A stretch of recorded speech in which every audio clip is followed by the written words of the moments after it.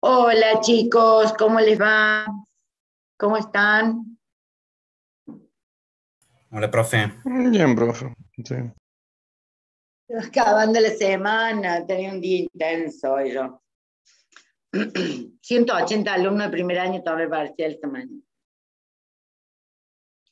Y Poquitos. oh, eso no sería nada tanto como que ahora viene la corrección. Qué momento, qué terrible momento. ¿Cómo vamos a volver a lo presencial con 180 chicos en un aula? Inviable eso. No, no. En el auditorio, profe. Vos decís. He visto clases de ese tamaño en física 1 intensivo. Yo cursé en el FAMAF, cuando me recibí del secundario empecé FAMAF y teníamos ahí en las baterías comunes de Ciudad Universitaria. Sí, claro, había 200 personas, 300 personas metidas en el aula. Pero bueno, eran otros tiempos y éramos otros nosotros, ¿no? Ahora, esta mañana, con el uso de la UV, con los chicos, vaya como anécdota, hacemos un ratito de tiempo. Eh, Tienen que hacer este ejercicio, descarguen, resuelvan y después lo suben, lo convierten en PDF y lo suben. Bueno, ahí empezó el problemón. ¿Y cómo hago para que sea un PDF? ¿Me puedo subir varias fotos? No, foto no es PDF. Bueno, pero no me sale el PDF, no tengo cómo. Digo, yo quisiera que nunca tengan una emergencia. Si van en un barco y les dice salten a los botes, van a empezar a preguntar, ¿y de qué color es mi bote? Y a mí me gusta el de otro color, y yo qué me pongo, y esto no, digo, el problemón. A cada solución encontraban un problema nuevo. Pero bueno, Es transcurrió. el Después, típico chiste de cómo entraste a sistema si no sabes usar Word. ¡ay, terrible! Yo digo, pero estos chicos son centennial, o sea, yo vengo a máquina a vapor y me fui adaptando con todo lo que eso implica en cada momento, en cada temporada acá. Y hay cosas que no me interesan, pero estos chicos son centennial, no tengo idea cómo llegan hasta acá de esa forma. Pero bueno, son eh, nuevos paradigmas para mí. Nuevos paradigmas. ¿Qué va a ser? Bueno, ¿y ustedes cómo van? ¿Cómo va ese cuatrimestre? Cuéntenme algo hasta un ratito que empezamos. Son las 30, vamos a esperar. Alguien me dijo que a las 1:30 se desocupan algunos de otras materias, ¿no? ¿Puede ser?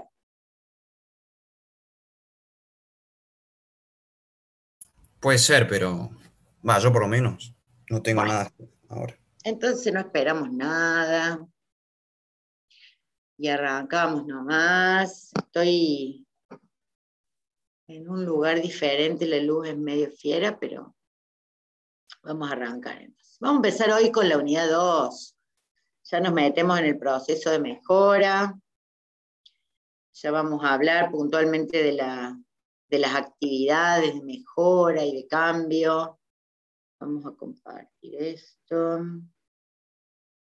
Que sea grande. Ahí está. Se ve bien, ¿no?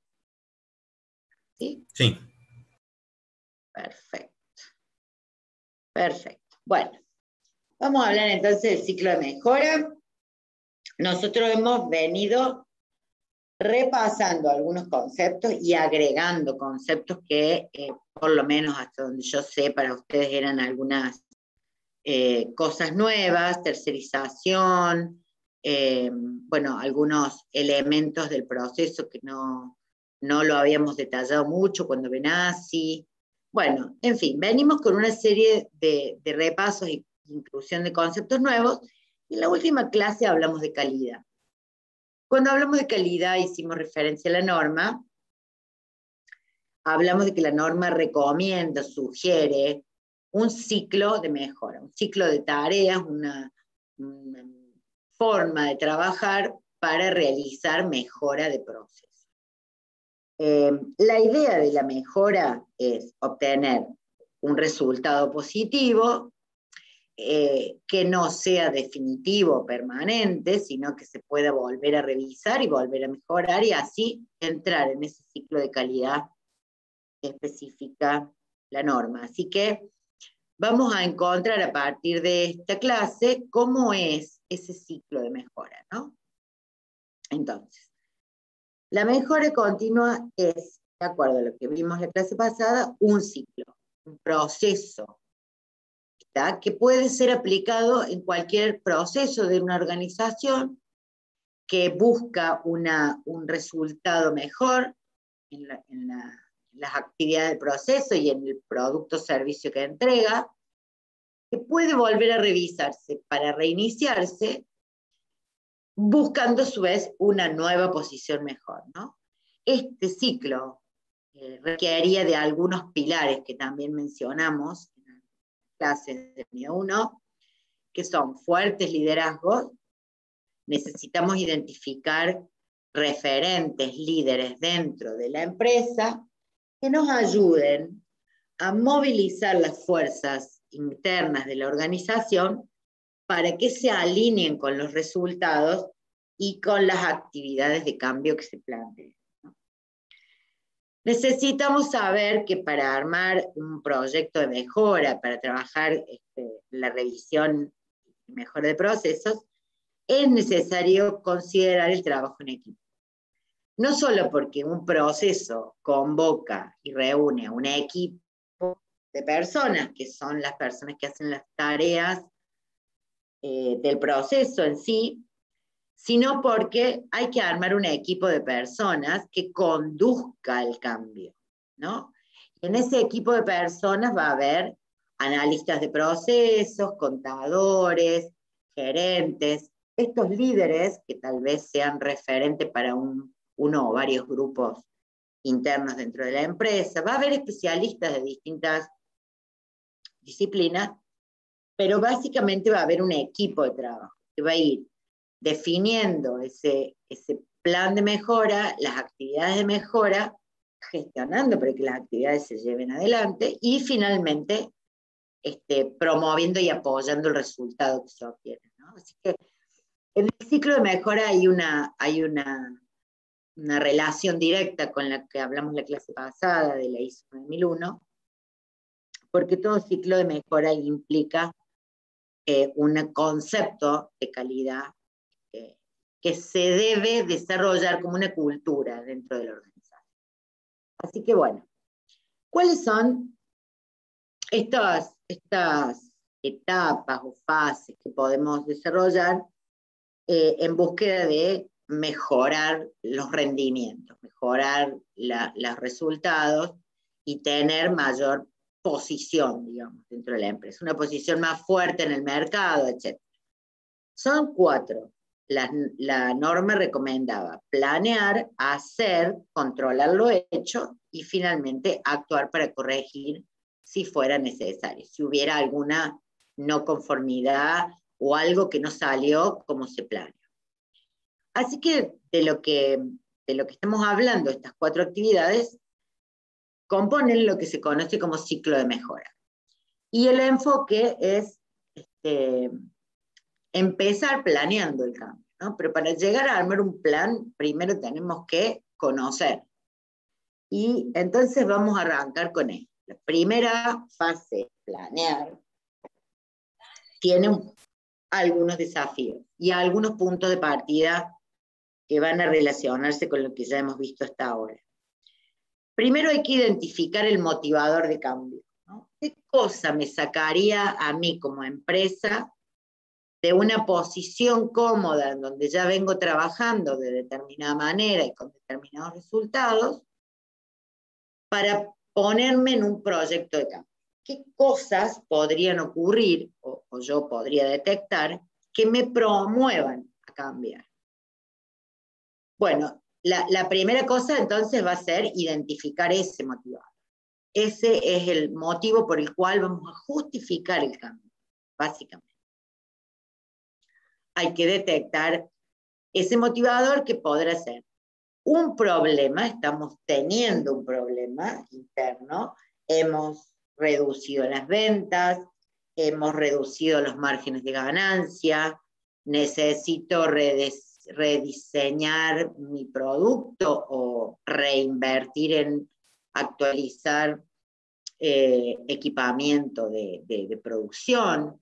Bueno, estamos teniendo un problema. Estoy en una etapa en donde estoy identificando necesidades que si no resuelvo me van a producir una consecuencia, ¿no? Y también puede ser que el motivador que identifique sea externo a mí. Yo no quisiera, pero en el ambiente, en el mercado, en mis circunstancias como organización, están ocurriendo cosas que me pueden afectar. Al identificarlas, tengo entonces la posibilidad de adaptarme antes de que eso produzca un efecto no deseado. Por ejemplo, hay una política de restricción de importaciones, me tengo que acomodar. Entonces, no hay algo que yo pueda elegir mucho, sino que debo hacerlo. Y ocurre fuera. Si no me adapto, me va a costar mucho y finalmente me va a tener una consecuencia grande. Alguna retención a las exportaciones, podría ser alguna nueva normativa, algún beneficio impositivo. Ahora la ley de conocimiento que ha promulgado la Nación y que ha promulgado la provincia en adhesión y con algunos puntos más, abre muy buenas posibilidades para las empresas de tecnología y para las empresas en general que invierten, obviamente, ¿no? En tecnología. Bueno, entonces, identificar el motivador, ya vamos a hablar un poquito más de eso, analizar qué causas tendría yo si no reacciono, si no me adapto, si no tomo acción o decido hacer algo, y validar, ¿no? Eso que definitivamente me está presionando a salir de mi forma habitual de hacer las cosas. Una vez que yo detecto esto y que identifico el motivador, identifico qué causas tendría para mí no hacer ningún cambio, entonces voy a empezar a buscar cómo hacer, buscar la solución, buscar esa actividad que quiero, ese cambio que quiero, lo voy a definir para empezar a planear. Y esta etapa de plan justamente termina con el plan de cambio, ¿no? Así que el plan va a ser nuestro resultado alcanzado. La primera cosa que hay que hacer cuando una empresa encuentra motivaciones de cambio y se empieza a trabajar en la mejora de algún proceso, de alguna resolución de problemas, etcétera, lo primero que tenemos que identificar son los clientes. ¿A quién va dirigida la actividad de la organización? ¿Quién es el destinatario del producto o servicio? Pero no solamente el cliente, ¿sí? El cliente es uno de los interesados, el directamente interesado en lo que yo ofrezco. Sin embargo, hay otros interesados. Y acá pongo en la diapo por primera vez la palabra stakeholders. ¿Alguien escuchó alguna vez esta palabra, stakeholders? ¿Alguien escuchó referencias en un artículo, en una materia, en donde sea, o no? Sí, son la gente la que tiene alguna importancia, alguna razón por la que tienen que preocuparse por lo que cosa, no sé cómo explicarlo. Puede ser que sean los que velan por el negocio o por digamos, son owners de ese negocio. Sí, todo eso puede ser. ¿Algo más? ¿Algo más? Sí, son todos los que tienen algún tipo de interés o que les importa el negocio o el proyecto del que estemos hablando. Pueden ser los Excelente. inversionistas o el futuro usuario, si estamos hablando de un sistema, el futuro usuario o el que lo vaya a usar, entre otros. Excelente. Excelente. En la definición más global de stakeholders se hace referencia a todos aquellos que de manera indirecta, porque no es el cliente, también tienen importantes expectativas y determinan o esperan determinado comportamiento de la organización, ¿no? Esto claramente pueden ser inversionistas, socios estratégicos, pueden ser algún sector interno, puede que si tratamos de una empresa como Mercado Libre que tiene varias unidades de negocios diferentes, e-commerce, el Mercado Pago, tiene un negocio de, no me acuerdo, bueno, aparte de mercado de entregas, tiene otro de créditos, creo, para emprendedores. Bueno, cada una de esas unidades de negocio puede a su vez ser un stakeholder de otra, ¿no? Entonces, no solamente tenemos que identificar quiénes son nuestros clientes como negocio, sino también qué otros interesados hay por ahí dando vueltas, que van a tener determinada exigencia, determinada expectativa, determinados requerimientos para el negocio. Por ejemplo, un inversionista, una persona que ha aportado dinero para algún desarrollo en la organización, para alguna investigación de producto, lo que fuera, espera que la empresa sea rentable con el resultado de ese dinero que él puso. Entonces, probablemente esas sean las expectativas que los llevaron a poner dinero. Entonces, cualquier cambio que nosotros hagamos en la organización, en su manera de hacer las cosas en un proceso, claramente puede afectar esa expectativa, ¿no? De ese stakeholder desinteresado en particular, que no es directamente el cliente. Por lo tanto, un análisis primero debe decir, bueno, a ver, ¿a quiénes debo satisfacer? ¿A quiénes debo considerar? ¿Quiénes son aquellos que van a tener algún grado de requerimientos para con la organización y sus resultados, ¿no? En términos de que un cambio interno puede afectar el resultado. Y ahí voy a identificar a estos grupos o a estas personas y finalmente, ¿qué voy a hacer?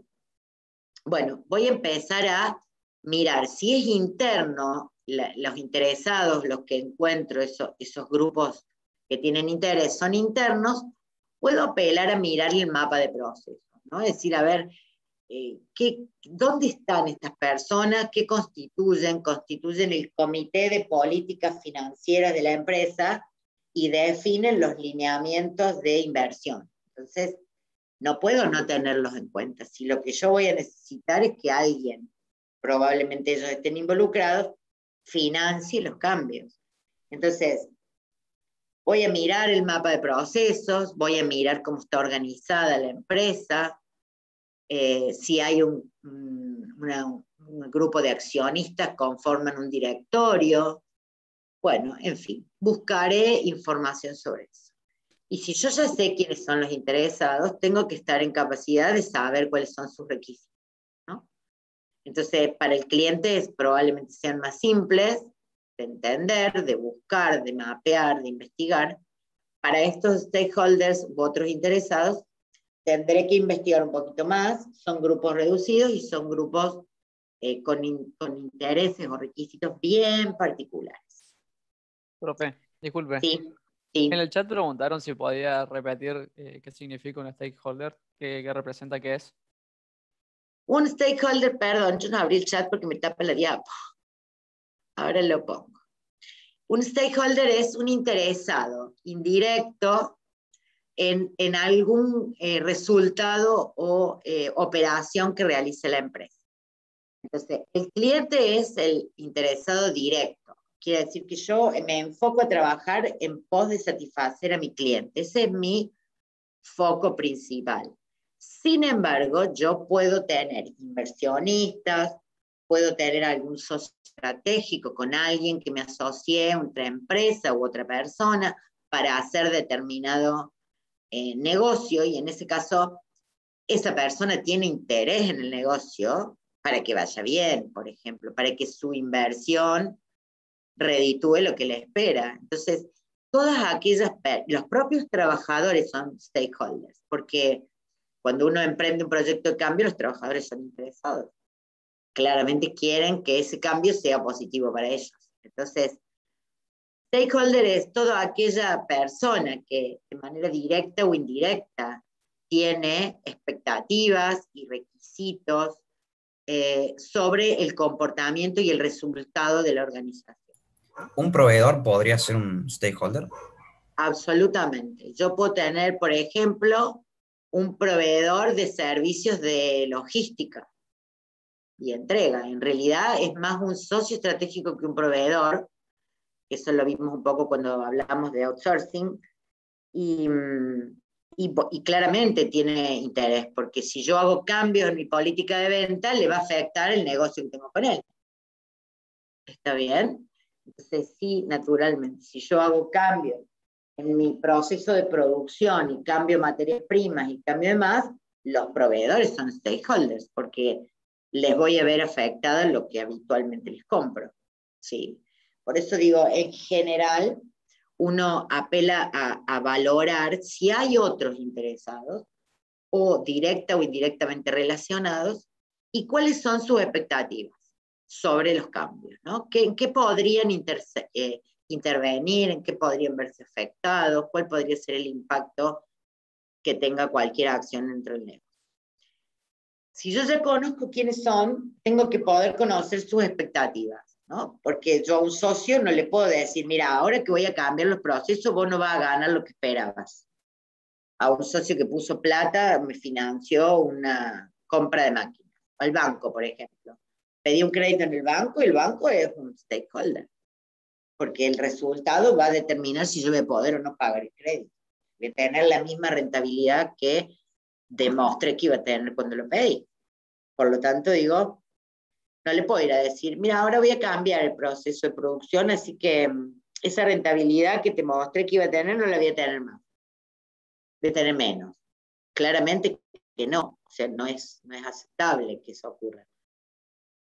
Y bueno, si nosotros identificamos esos requisitos y esas expectativas, básicamente podemos relacionar eso con los procesos de negocio de cada uno de esos procesos que el negocio necesita para funcionar.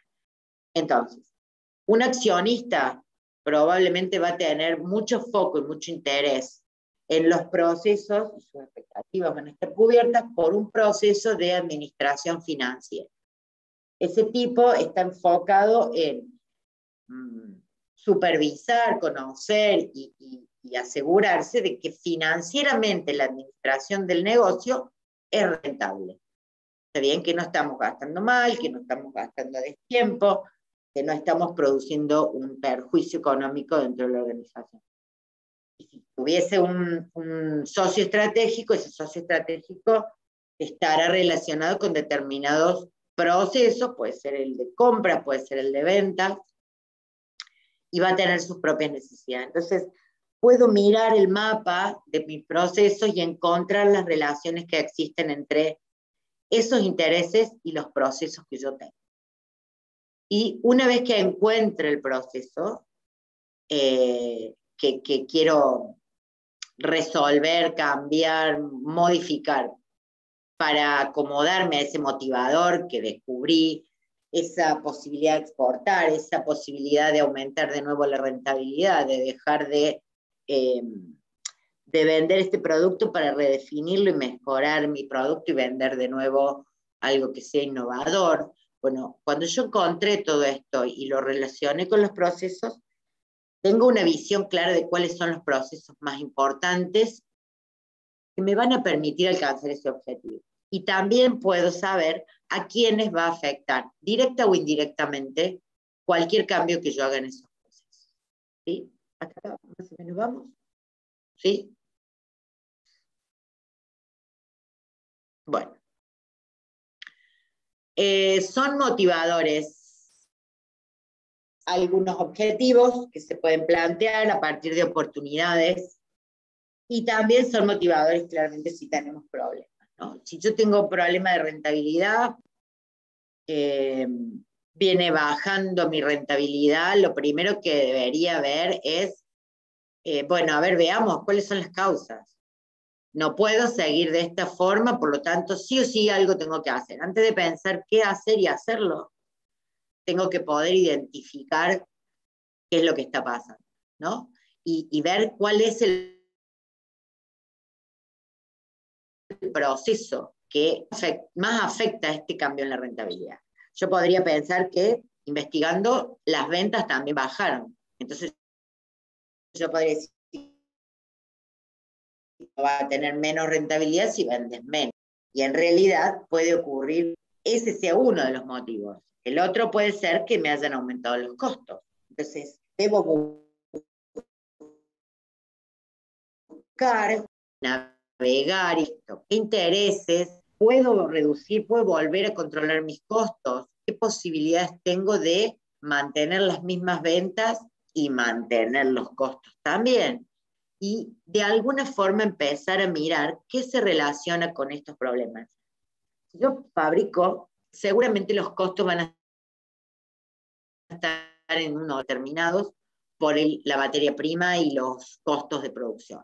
Pero también va a haber costos fijos, va a haber costos impositivos. Entonces, tendré que empezar a buscar, pero por lo pronto, más allá de buscar, yo ya sé que es el proceso de compras el que puede estar motivando la variación de costos. Entonces voy a preguntar, voy a investigar. Si hay menos rentabilidad, voy a investigar en ventas. Tengo interés en mantener la misma cantidad de clientes, estoy vendiendo menos. ¿Qué pasó? ¿Cuál producto se vendió menos? Hay muchos reclamos. ¿Qué pasó? Empiezo a armar una relación entre esos motivadores externos, los stakeholders y clientes o interesados y los procesos que tengo dentro de mi organización. En ese análisis uno va a saber claramente cuál es el proceso que más podría producir un cambio beneficioso y por lo tanto ese va a ser el proceso que yo identifique para comenzar la mejora, ¿no? Hay algunos factores que pueden darse dentro de las organizaciones que producen estos desequilibrios internos. Que hayamos crecido de golpe, que haya una necesidad fuerte, como de hecho lo planteó la pandemia, de innovar, de informatizarnos, de adoptar tecnología digital. Puede haber la posibilidad de fortalecernos a partir de una política económica global o nacional, esta ley del conocimiento que se promulgó para la industria del software, es una gran oportunidad. Así que bueno, este es un poco el punto de partida en donde empezamos, ¿no? Porque desde acá tenemos que posicionarnos para decir cambiar desde este proceso, sin que por ello yo no pueda después seguir por otro, ¿no? Claramente. ¿Con qué criterio elijo el proceso por el que voy a cambiar? El primer proceso en el cual voy a trabajar. Hay dos criterios. Uno es el proceso que más cerca está del cliente o de ese stakeholder fuerte, con muchos intereses. Entonces, voy a identificar ese proceso y la justificación es, si yo cambio y ese proceso satisface a un cliente, está bueno que el cliente se sienta mejor, obtenga mejores resultados y siga estando conmigo. ¿No? Entonces, elegir un proceso enfocado en el cliente tiene una ventaja directa, ¿sí? Indudable. Ahora bien, puedo elegir procesos que tengan que ver con el alcance de algún objetivo de la organización. Yo puedo tener objetivos estratégicos, por ejemplo, exportar. Mi plan original era abrir sucursales en Brasil, en Uruguay, en Perú. Le cambió las perspectivas. Entonces aparece ahora la posibilidad de actualizar, modificar, mejorar mi proceso de ventas y de comercialización para poder cumplir ese objetivo sin necesidad de abrir la sucursal, por ejemplo, ¿no? Entonces tengo un objetivo estratégico fuerte y puedo querer en ese objetivo la motivación para el cambio, ¿sí? En todos los casos, el mapa de procesos se transforma en una herramienta de justamente de mapear el escenario.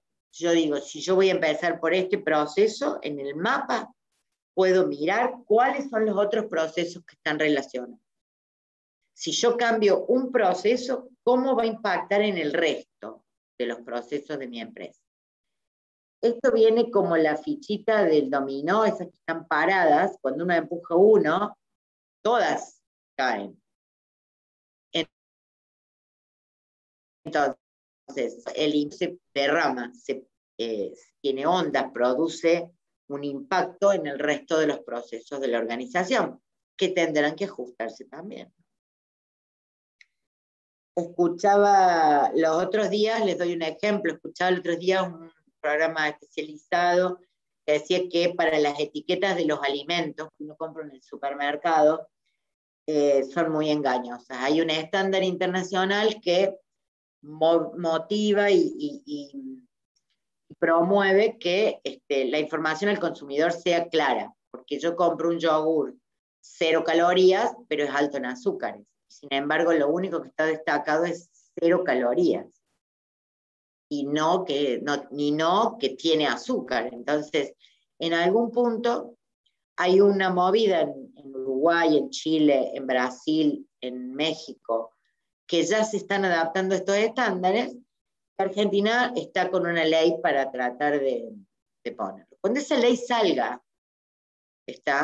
hay un enorme motivador interno dentro del país, pero es un marco regulatorio, que me va a obligar a acomodar mi proceso de producción y a cómo voy a contratar al proveedor de las etiquetas o al proveedor del packaging o de los envases de mi producto. Entonces, naturalmente digo, a veces no son problemas internos, a veces son problemas externos, ¿tá? Que debo en algún punto, podré tener un plazo para adaptarme, pero si no me adapto después, voy a dejar de cumplir una ley. O voy a dejar de cumplir con la información que mi cliente espera al elegir el producto y por lo tanto no lo va a elegir.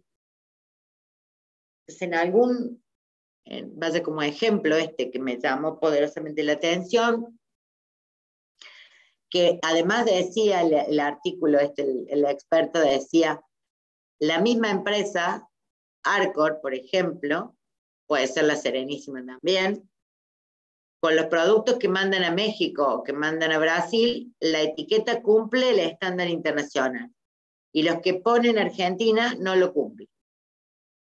En el de estándar internacional dice, productos 0 grasa y alto en azúcares, la porción de calcio es tanto, y en Argentina el producto dice 0 calorías, la porción justa de calcio diario.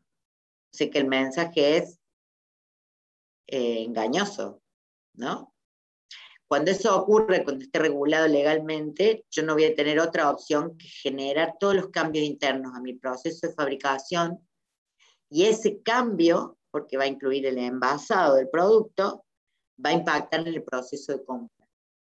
Cuando yo compre el packaging, cuando yo compre los envases en los que voy a sacar mi producto, claramente va a tener que tener un cambio de requisitos para el proceso de compra. No sé si el ejemplo les queda muy claro o no, pero esto me parece un ejemplo súper actual, ¿no? Bueno, en el mapa de proceso entonces vamos a encontrar esto. Cuando yo cambie acá y mueva esta ficha, ¿dónde puede impactar? ¿Sí? Y ahí vamos a tener un escenario un poco más claro de cómo voy a tener que considerar ese impacto dentro del cambio. Bueno, si ya tengo decidido qué proceso voy a mejorar, entonces este es el momento de conocer el proceso. No se puede cambiar nada, ni en la ISO 9001, ni en la vida, si no se conoce. Entonces yo no me puedo cambiar de carrera si no conozco lo que es la carrera que digo que me gusta. Digo, a mí me encantaría medicina, pero cuando veo lo que hay que estudiar en medicina, digo, no, loca. A mí me gustaría danzas clásicas, y cuando veo lo que hay que hacer en danzas clásicas, no, digo, me gusta. Y entonces en algún punto, para cambiar algo hay que primero conocerlo, ¿sí? Después vamos a aprender también que hay que medirlo, pero eso más adelante. ¿Cómo se conoce un proceso? Un proceso se conoce relevando el proceso.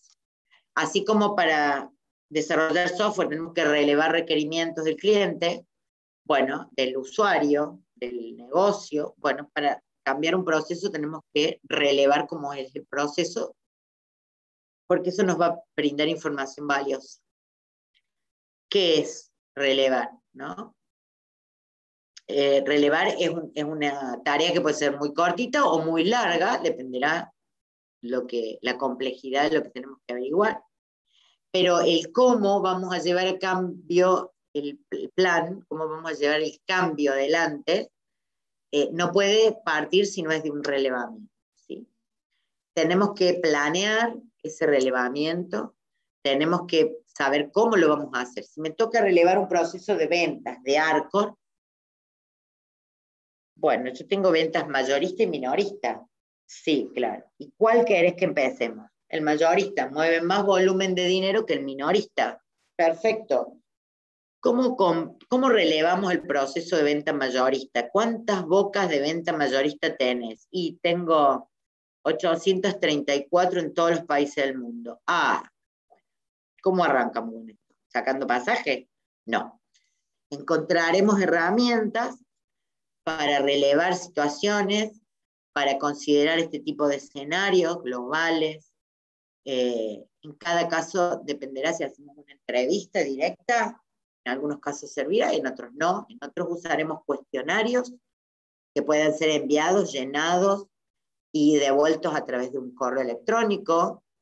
En otros podremos hacer una call conference o una llamada o una videoconferencia o lo que fuera, como para interactuar con esos usuarios. En fin, hay que planearlo. Distintos horarios, distintos lenguajes, distintos lo que fuera. Sucursales, lugares físicos. Planear el relevamiento. Y bueno, listo. ¿Y qué voy a relevar de un proceso? ¿Qué me interesa a mí conocer de un proceso? Acá van las cosas importantes que después nos van a dar fuertes ideas para los cambios. Las cosas que hay que relevar son aquellas que ustedes están viendo en la diapo, escritas en diagonal. Marco regulatorio, formularios o documentos o información, lo podemos llamar de distintas maneras, las tareas del proceso, el ambiente de trabajo, el control que el proceso tenga. Ahí la norma habla de riesgos en un momento y el control tiene que ver con los riesgos, el soporte tecnológico que el proceso tiene, la organización interna del equipo de trabajo y por último los recursos humanos o las personas o colaboradores que trabajan dentro del proceso. Esas son las cosas que yo debo conocer de un proceso. Sin esos detalles, no podría saber exactamente cómo funciona. Hablemos del marco regulatorio. Marco regulatorio de un proceso son todas aquellas cuestiones, aspectos y circunstancias que regulan, condicionan o determinan cómo hacer algo. Y ese marco regulatorio puede pertenecer a distintos ámbitos o alcances. El ámbito legal, una ley, dice que no se puede hacer tal cosa. Una ley dice que para evitar accidentes de trabajo, el tal operario en el proceso de producción para soldar tiene que tener anteojos o máscara. Entonces, una ley en esos marcos regulatorios de origen legal, no podemos hacer nada. Y tampoco podemos desconocerlo. Entonces, si yo estoy estudiando cómo ocurre un proceso, tengo que poder identificar estos marcos legales, porque sí o sí debo cumplir con los requisitos legales. No los voy a discutir. Cualquiera sea el cambio del proceso, ese cambio no puede vulnerar la legalidad del proceso.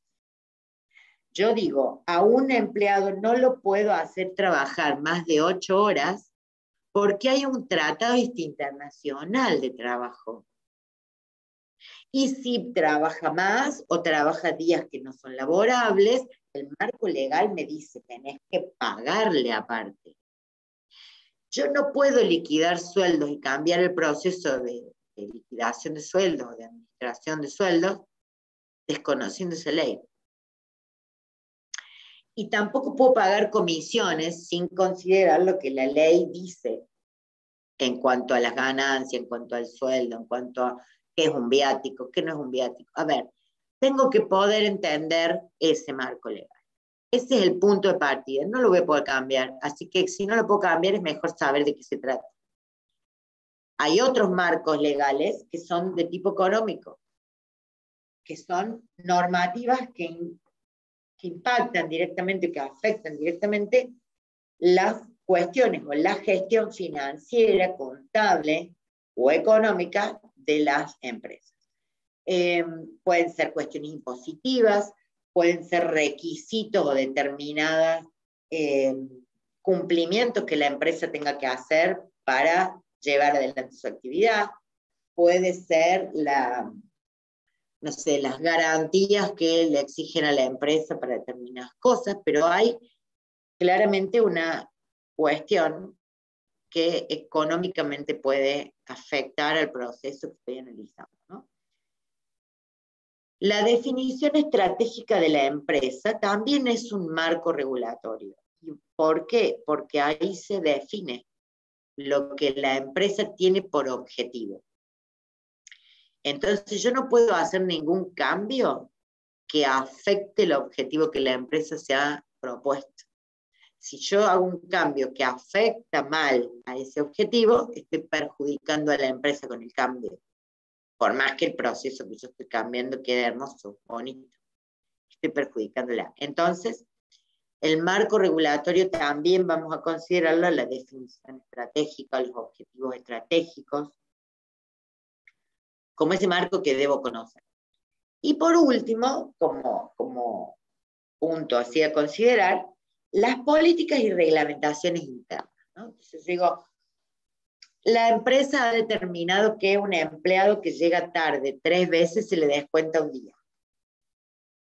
Si llega tarde 4ª vez, se lo suspende un día sin pago de sueldo. Y así voy incrementando. Esa normativa no es legal, es una normativa establecida por la empresa. Es una regla interna, una política de la empresa. Pero esas son las que sí puedo cambiar. Sí las puedo cambiar. Y si yo quiero promover la productividad, voy a decir, mira, cuando cambiemos el proceso necesito que las reglas, esta, se ajuste y diga, si un empleado llega puntualmente o con anticipación al horario de trabajo y termina su trabajo dentro del tiempo establecido de trabajo, se le va a pagar un plus, o se le va a pagar un premio, o se le habilitará la disponibilidad de un día en el mes para que se lo tome como franco. Perfecto. Es mucho más proactiva esa que la sancionatoria. Pero esas sí las puedo cambiar, no puedo cambiar la ley, ni puedo cambiar las políticas económicas del ámbito en donde estoy haciendo la actividad.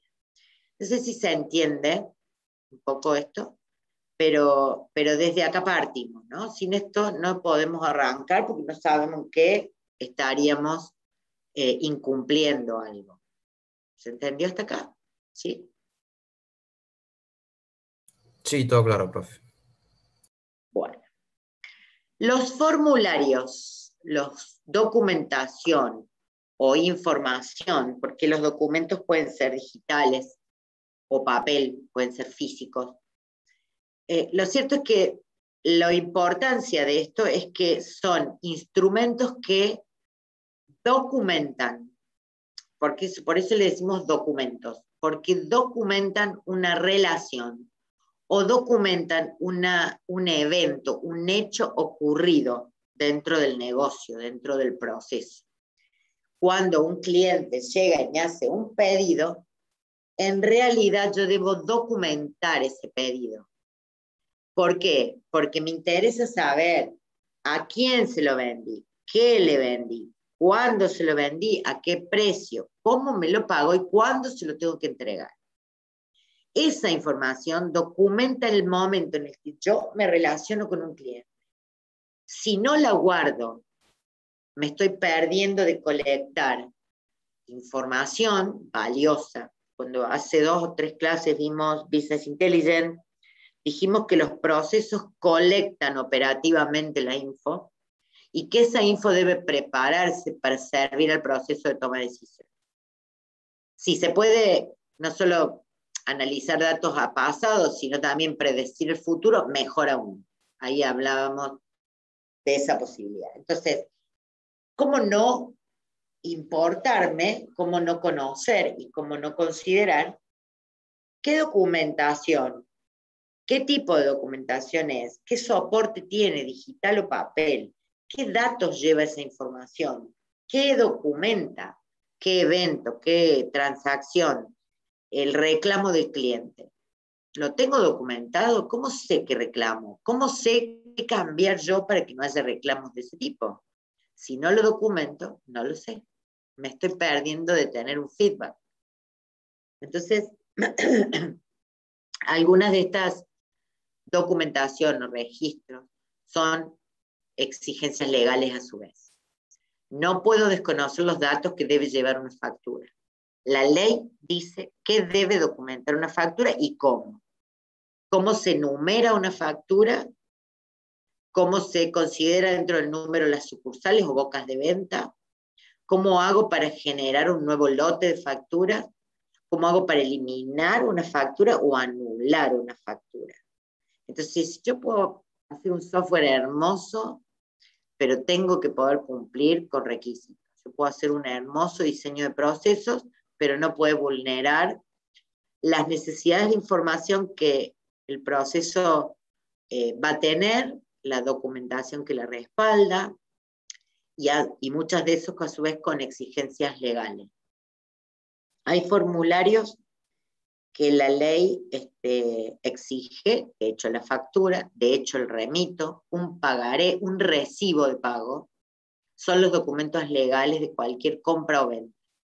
También son notas de crédito y notas de débito. Son casi todos documentos contables, ¿no? O que se traducen en contabilidad. Pero hay otros documentos que son propios de las empresas y de sus procesos. Por ejemplo, un remito interno.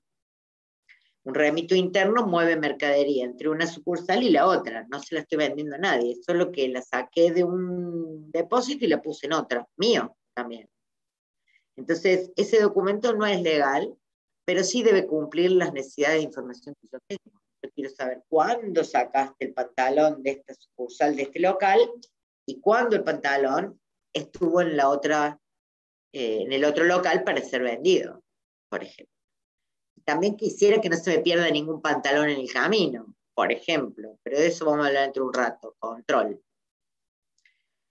Entonces, importantísimo saber, marco legal, la información, documentos y todo aquello que es fundamental porque es portador de datos valiosos, documentan relaciones, eventos o hechos que ocurren, no solo internos, sino también externos.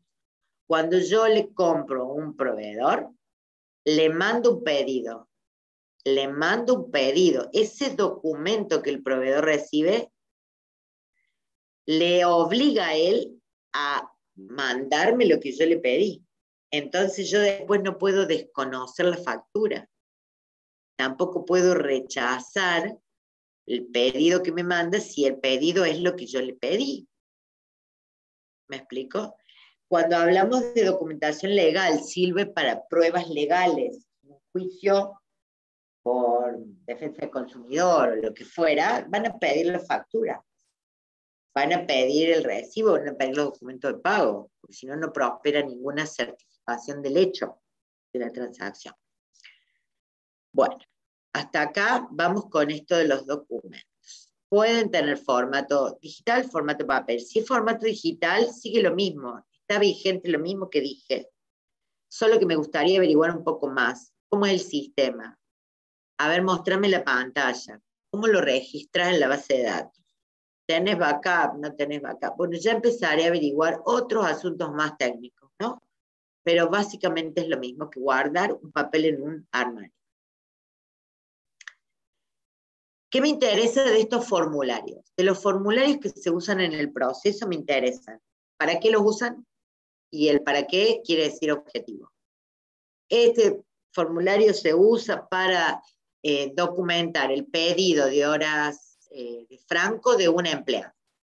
Este documento se usa para pedir el aumento de horas de producción para terminar tal lote. Bueno, y así, muy bien. ¿Para qué? El objetivo, ¿para qué usamos esto?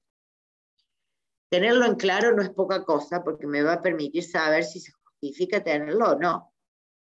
Y podemos tener esa misma información de otra manera, capaz que la revisamos. ¿Cómo se diseñó ese formulario? ¿Cómo se diseñó esa pantalla que captura datos? ¿Cómo se diseñó ese registro de la base de datos? ¿Cómo se diseñó? Quiere decir, ¿cómo se distribuyen los datos? ¿Qué datos? ¿Cuál es el espacio para poner un dato? ¿Sí alcanza? ¿No alcanza? Tengo que anotar atrás, tengo que anotar al costadito porque no me alcanza a escribir tal cosa. Bueno, todo eso tiene que ver con el diseño. Los instructivos, todo el mundo sabe cómo llenarlo o no. Es tan complejo que no lo podemos llenar, por eso no lo usamos. Ese tipo de cosas pueden pasar. La cantidad de copias que tiene un documento. ¿Por qué usamos copias? Cada vez se usan menos, ¿no? Porque tenemos esto de los sistemas y formularios digitales. Cuando el formulario es digital ya no existe el concepto de copias. La copia es infinita. Puedo sacar tantas veces el documento como yo quiera. Y en ese caso, ¿cómo lo guardamos? ¿Cómo identificamos en un documento digital la cantidad de veces que se accedió, la cantidad de veces que se generó, que se imprimió, que se mandó? ¿Sí? ¿Cómo puedo documentar la cantidad de personas que estuvieron involucradas en su confección? Por ejemplo, una orden de pago tiene que ser generada por alguien, pero autorizada por otro. Entonces, ese formulario va como siguiendo una ruta. ¿Cómo se guarda? ¿Sí? El contenido, esto que les decía de los datos, que es sumamente interesante, los requisitos legales, si hubiera, como en el caso de factura, y por último, si alguien requiere autorización, como en el ejemplo que les di recién, de la orden de compra. ¿Sí?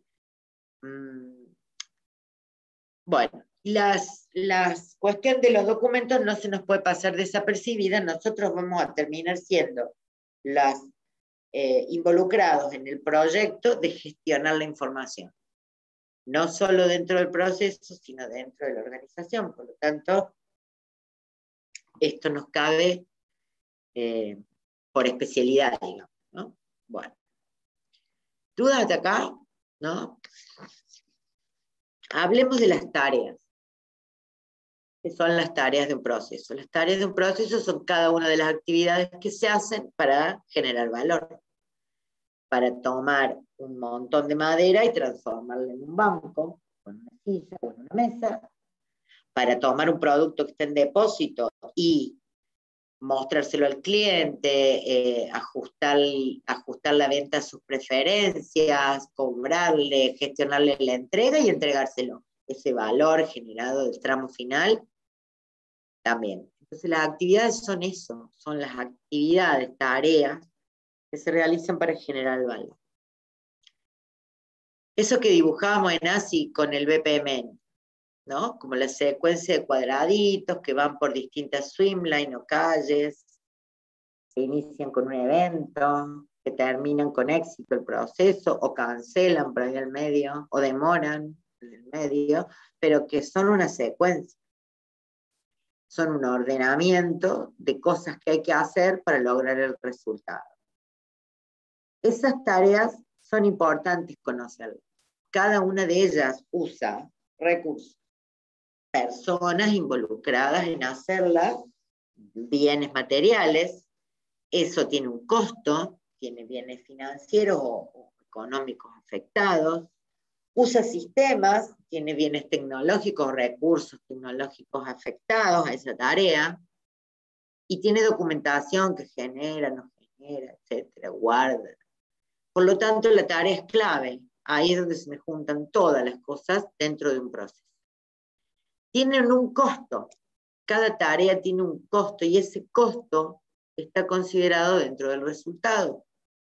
¿Está bien? Y por supuesto que tienen una duración. Los procesos son finitos, no porque sean angostitos, sino porque tienen una duración determinada en el tiempo, ¿no? Esto quiere decir que yo empiezo la venta ahora y sé cuándo la termino. La termino cuando el cliente recibe el producto. Entonces, ¿cuánto demoré en vender esto? Y demoré 10 minutos, o demoré 2 días, porque lo que le vendí fue una cosechadora o un auto, no sé.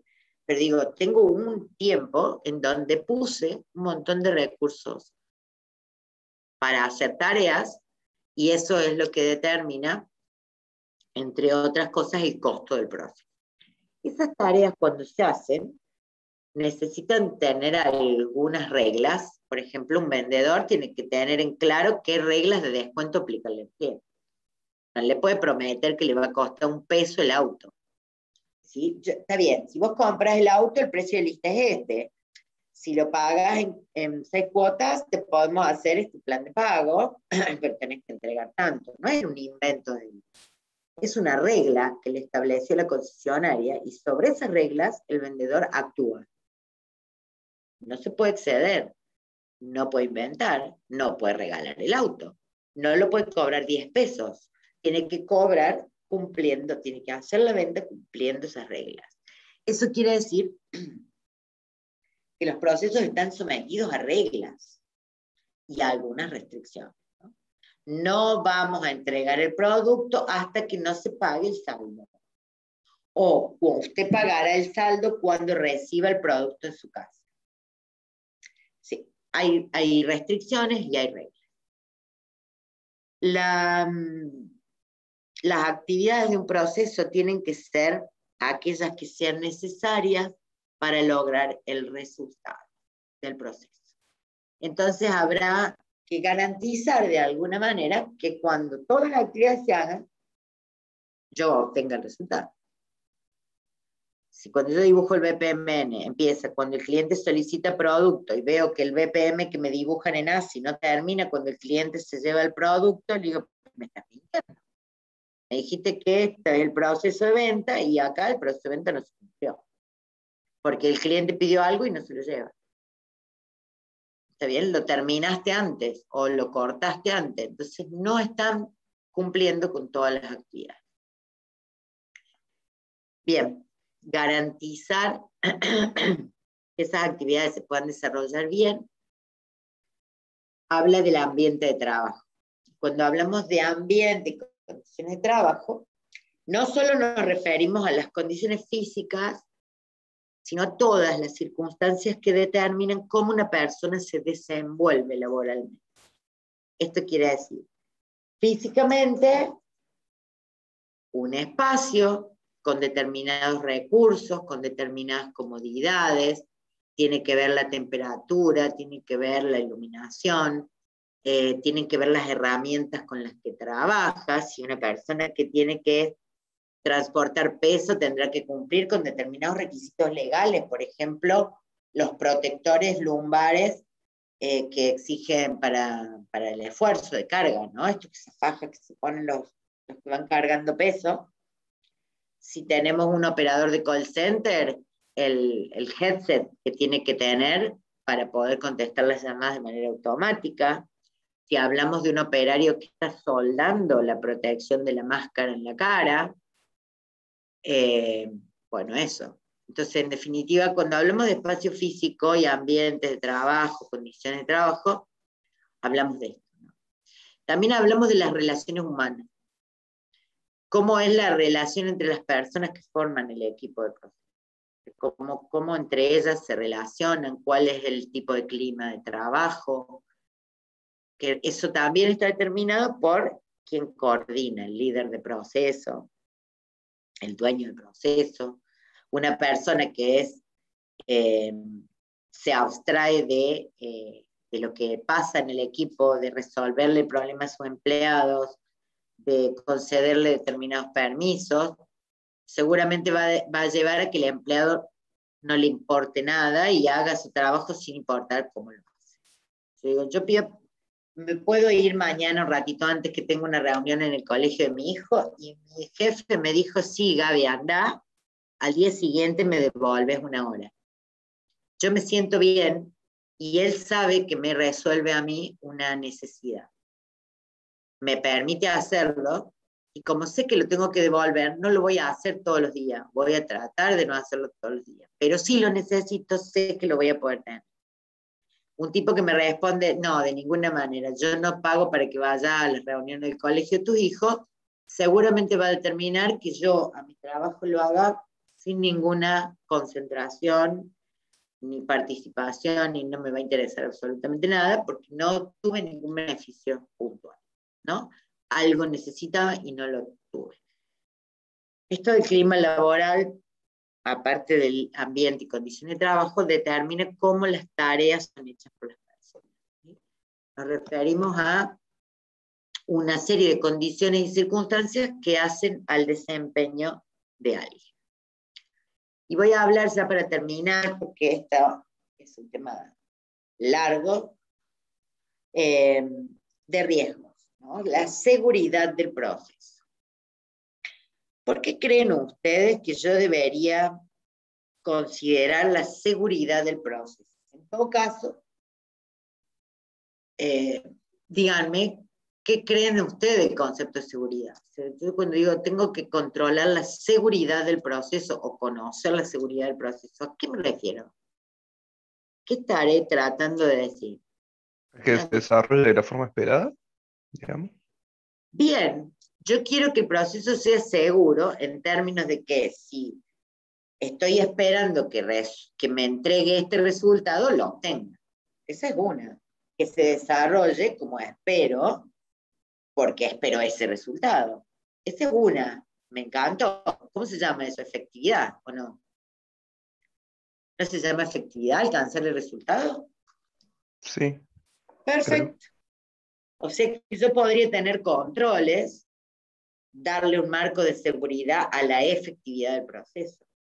Que el proceso sea efectivo no ocurre de magia, ocurre porque yo hago un diseño de proceso o una forma de trabajar el proceso y controlo que se lleve adelante de esa manera. ¿Está bien? Entonces, ese es uno de los controles. ¿Se les ocurre otro tipo de control que quisieran tener ustedes? O los resultados del proceso, digamos, control de calidad, una cosa así. sí, también. Que el resultado cumpla con todos los requisitos que debía tener. Eso sería. ¿Qué más? Y en el medio, en las actividades, ¿controlarían algo? Y que el proceso se haga de la forma que está planteada, digamos, que no haya ningún problema de ahí dentro del proceso. Sí, puede ser. Que es lo que decíamos hace un rato, garantizar el resultado del proceso es necesario controlar para que no tenga desperdicio, para que no logre algo que después no me sirve, o para que no logre un producto que después al cliente no le va a gustar. Eso es garantizar el resultado haciendo un control de lo que se va haciendo en el proceso para que el resultado sea el que yo espero, que quiero obtener, ¿sí? Ahora, yo les doy a ustedes un ejemplo. Yo tengo que pagarle a los proveedores este viernes, entonces agarro las facturas, miro las facturas del proveedor y digo, tengo esta factura de 100 pesos, agarro la chequera, es mi tarea, digo, pagar a Pepe Sociedad Anónima el 29, el 30 ya de abril, el valor de 1.000 pesos. Y escribo 1.000 y la factura dice 100. La firma mi jefe, porque mi jefe no tiene la factura, o sea que yo le pasé un cheque, él supone que yo lo hice bien, lo firmó y se lo dimos a Pepe Sociedad Anónima. ¿Eso es algo deseado en un proceso o no? No. No. ¿Cuáles son las consecuencias de eso? Y que estás pagando el 1000% de lo que sale el producto que querías pagar, estás teniendo un gasto innecesario, digamos, por un ¿Podría accidente. pensar que eso también se tiene que controlar?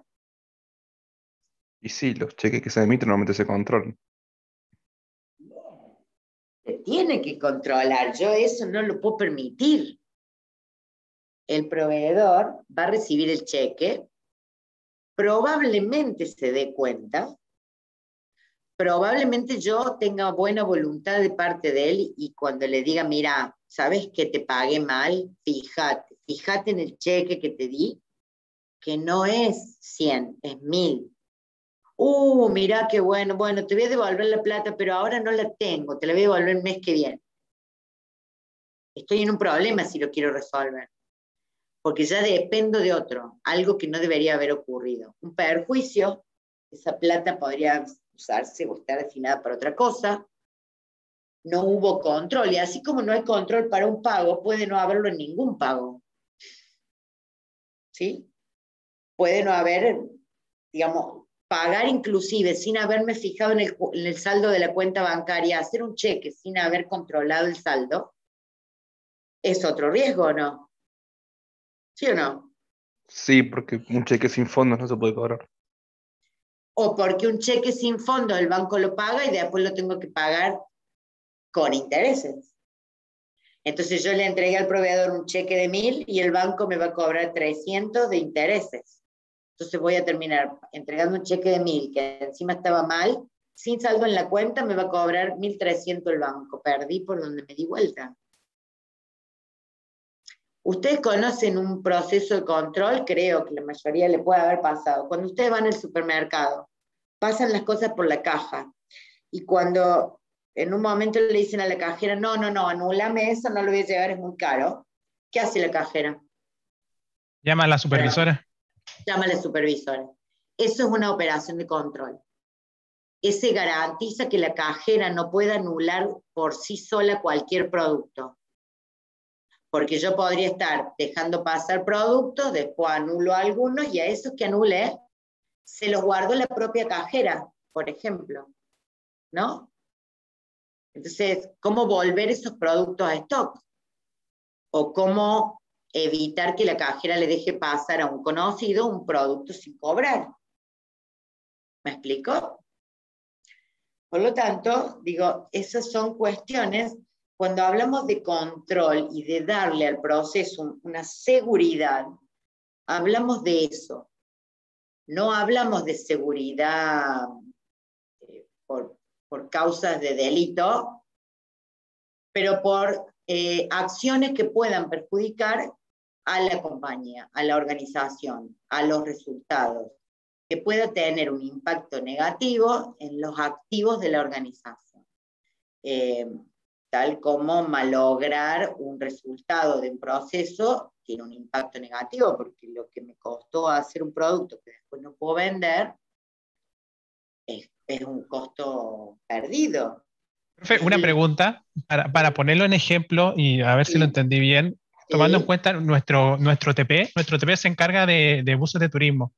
Un riesgo que podría hacer es que el conductor no tenga la licencia que corresponde o la tenga vencida. Sí, por supuesto. Ok.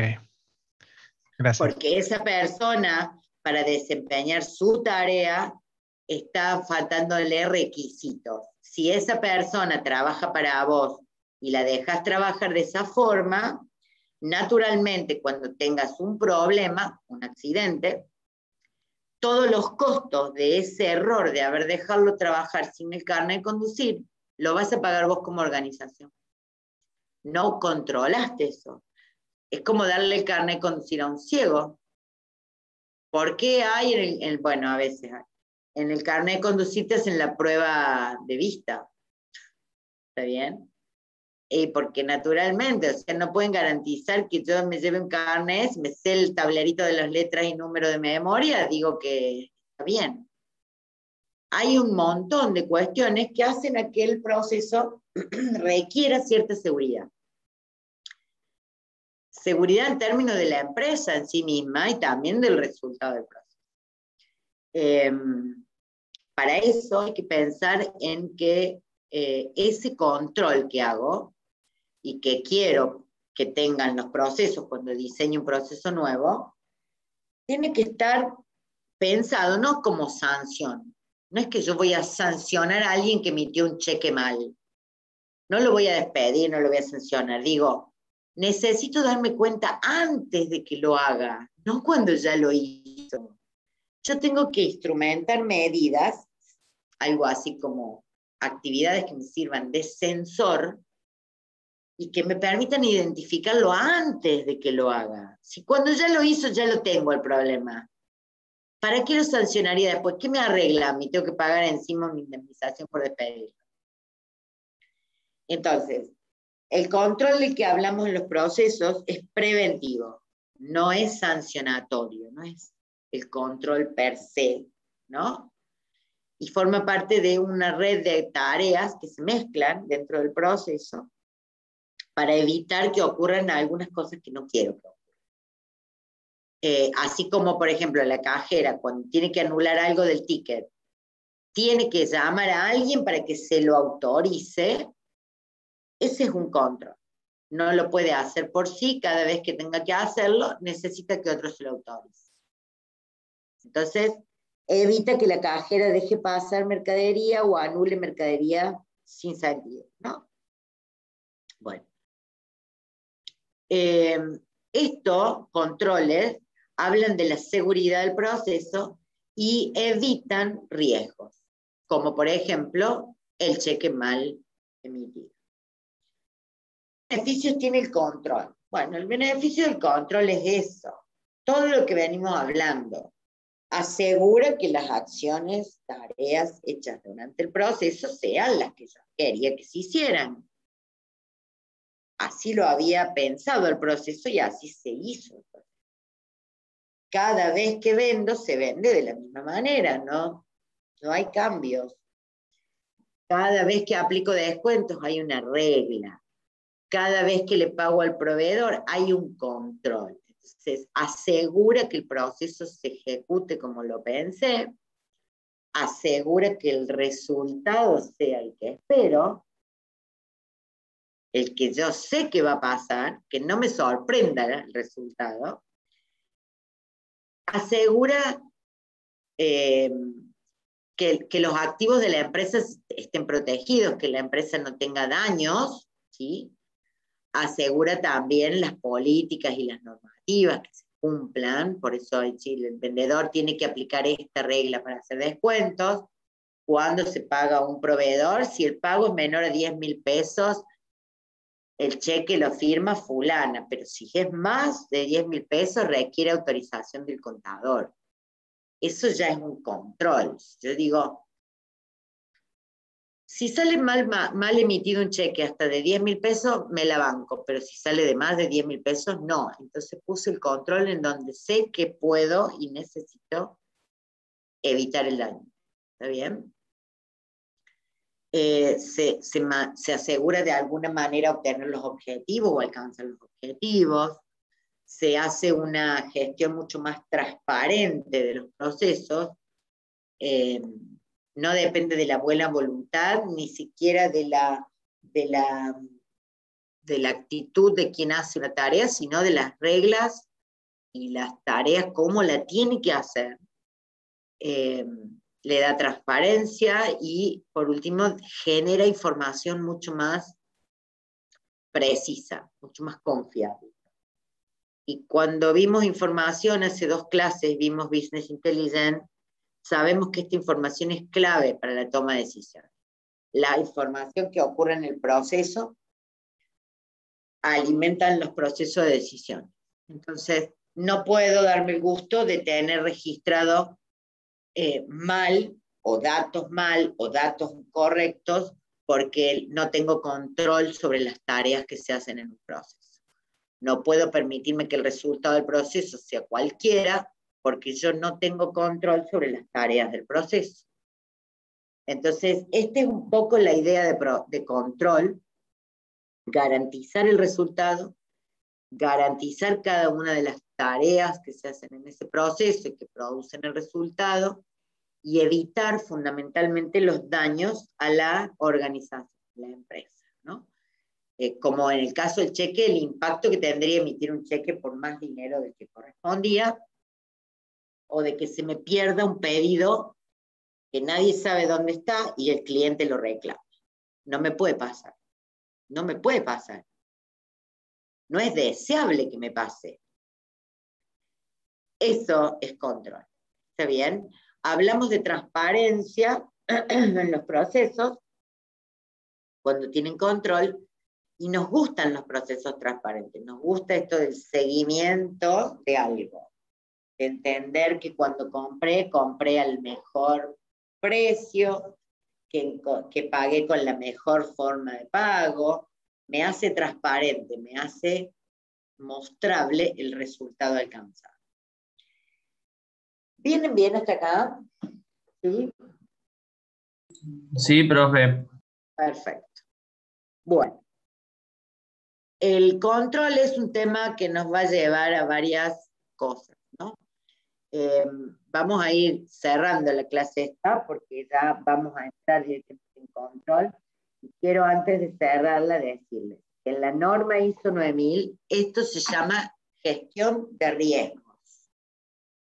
Está asumiendo la norma ISO 9001 que en un proceso siempre hay actividades que generan riesgos, situaciones de riesgo.